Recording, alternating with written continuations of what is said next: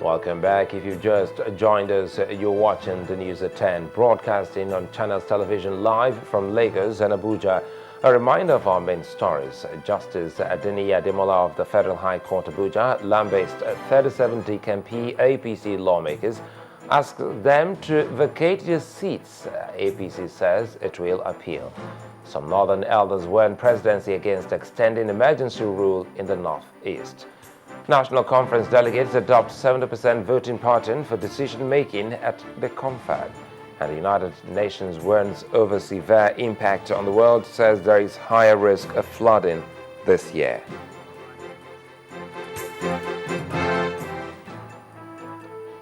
All our top stories can be found on our website, ChannelsTV.com, and on YouTube.com/ChannelsWeb. To get us on the move, visit m.channelstv.com to view us live on your mobile device. You can also download the Channels TV app for Android, iOS and Windows phones from their respective stores. Well, you can now interact with the Channels Eyewitness feature on our Android, iOS and Windows 8 platforms. If you have pictures or videos to share with us, tap on the application on your device, swipe to reveal the Eyewitness menu, and follow the instructions to share your report, pictures and videos. Well, the following pictures show a group of young people this Eyewitness calls area boys at Safejo in Amukoko, Lagos. The sender says for about 3 weeks now, these boys have been terrorizing the Safejo Alafia area of Ifelodun Ajeromi local government area, usually from the hours of 6 p.m. And this picture shows the Aba Ikodekbene road, which, as you can see, is in a deplorable state. This Eyewitness says it's a federal road and something should be done urgently to fix it. Well, this happens to be my favorite tonight. This Eyewitness captured this goat eating yam peels spread on the pedestrian bridge on the airport road in Abuja and wondered how this could have happened. Well, we would like to thank you for your reports and request that you keep them coming.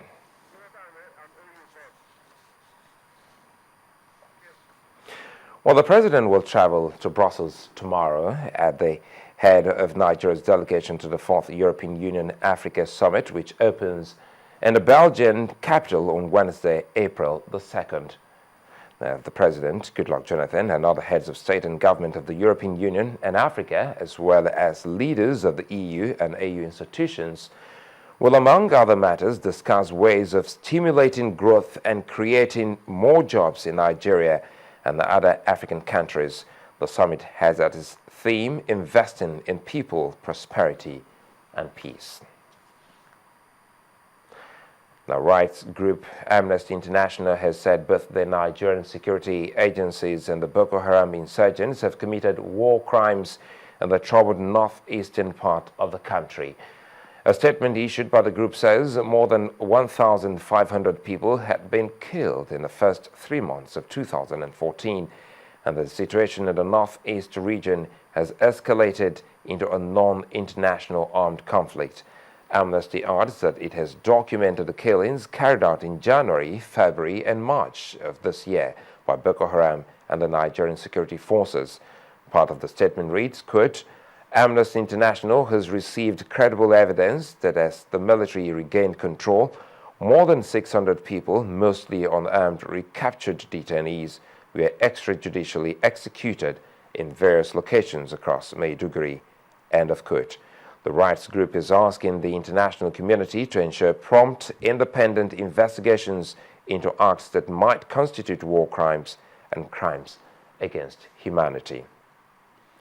In the meantime, the military has denied the allegation of human rights violation in its campaign against the insurgency in the northeast, as claimed by Amnesty International.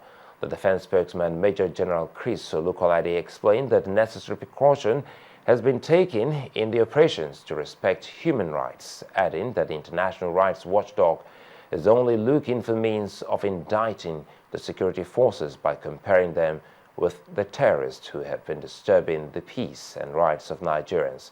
The military, however, promised that it will study the amnesty report for possible lessons from it.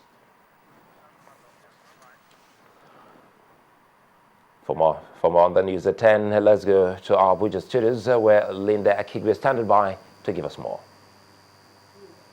Thank you, Sulaiman, and welcome to the nation's capital. Delegates at the ongoing national conference have resolved a deadlock over the voting modality at the conference. The delegates adopted 70% as against the 2/3 and 3/4 that were proposed. This was a key decision taken as the conference resumed for the third week. The conference also rescinded an earlier decision to have delegates in committees pick their chairman and deputy chairman. Correspondent Lanre Lasisi reports.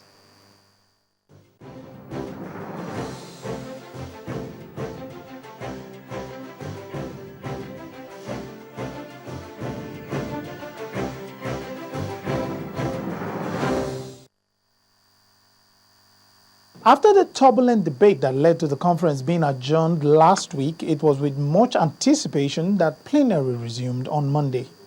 After the minutes of the last plenary was adopted, the deputy chairman moved on to the report of the consultative meeting convened to help resolve the stalemate on the voting modality to be adopted for the conference.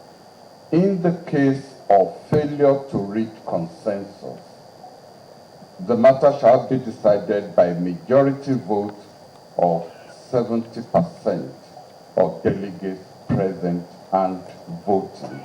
The issue was immediately adopted and put to a vote. All those in favor of the motion moved say aye. All those against say nay. The ayes have it. A slight debate came up when a motion was moved to have delegates rescind an earlier decision to have delegates in committees pick their chairman and deputy chairman. You may then end up in a situation where 10 committees acting independently will appoint chairmen from the same zone.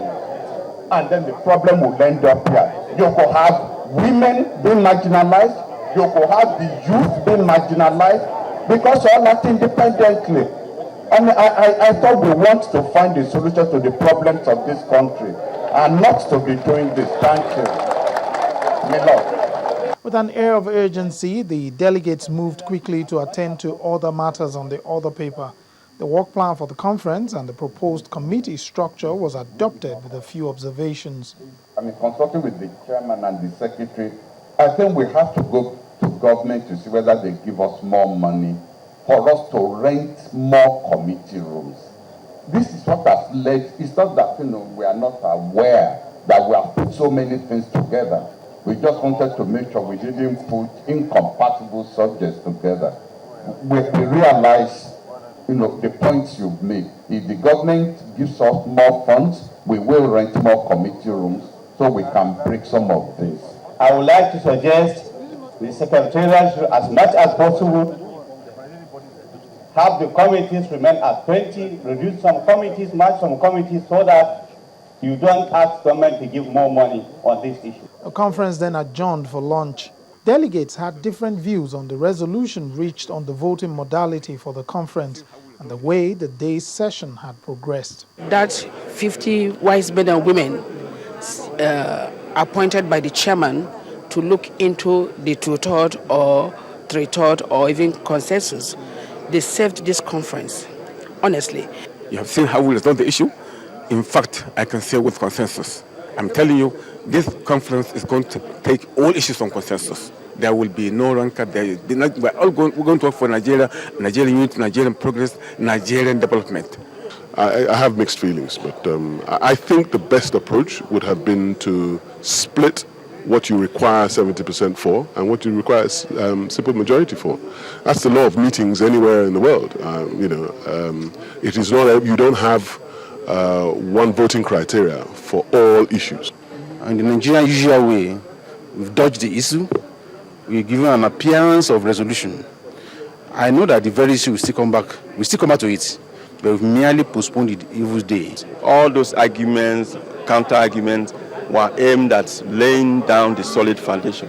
And now that the solid foundation has been laid, you can see that movement is progressive. After the break, it was straight to the issues raised in the speech by President Goodluck Jonathan while inaugurating the conference. We can only experience peace unity, and progress once elites stop seeing their personal loss as that of their tribe, indigence, regional, and religion. Mr. Chairman, sir, I hope and pray that that is why we are here and will do justice to it, sir. Now, the session adjourned on this note, and the discussion is expected to continue on Tuesday. It's also expected that members of the different committees will be decided and announced to delegates. Lanre Lasese, Channels Television News. The issue of nation building is also being discussed at this conference. Nigerian youths can no longer wait to be leaders of tomorrow, as they say they have to be part of the building process. This is the position of some group of professionals under the aegis of the Nigerian Young Professionals Forum, rising from a meeting in Yenogwa, the Bayelsa state capital, South Nigeria. The convener of the summit, Moses Yasia, said this is a time to lay a new foundation for a federal system of government. The voice of Nigerian youths may not be loud at the national conference, but that is by no means silence at such a crucial time as now in the country. These young professionals from various fields have come together with one common goal: a determination to be part of rebuilding Nigeria. Agree with me that we have been nourished by generations of broken promises. We are very important to this nation. How can we contribute to the growth and development of our nation? The task of nation building, I must say, is a Herculean one. The National Conference will only provide us with an understanding that we're not there yet. You will drive the process. Their speeches not only emphasize their quest for purposeful leadership, but also the need to steer the youth in the right direction and encourage them to participate in all forms of leadership using their potential, strength, and vibrance. As a frontier for national development, to ensure that we lend our voice, towards nation building, and also lend our voice towards capacity building and also entrepreneurship and mentorship. As much as Nigerian youths are urged to rise up and take their destiny in their hands, they are, however, expected to go about it peacefully.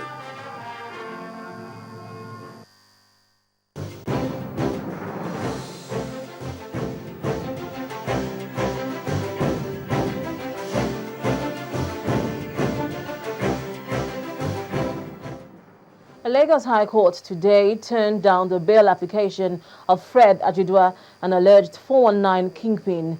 Justice Kudirat Jose, in her ruling, said that Mr. Ajidua's antecedents, an accusation of jumping bail in 2006, makes it impossible to allow bail for now. The judge said that Mr. Ajidua's poor health condition could be met while in detention. Mr. Ajidua is being tried in separate courts for two different court cases. In one of the cases, he's being tried for allegedly defrauding a Dutch businessman of $1.69 million, and in another, Mr. Ajidua is facing trial for defrauding ex-Chief of Army Staff Ishaya Bamayi. And that's all from Abuja. Back to you, Sulaiman.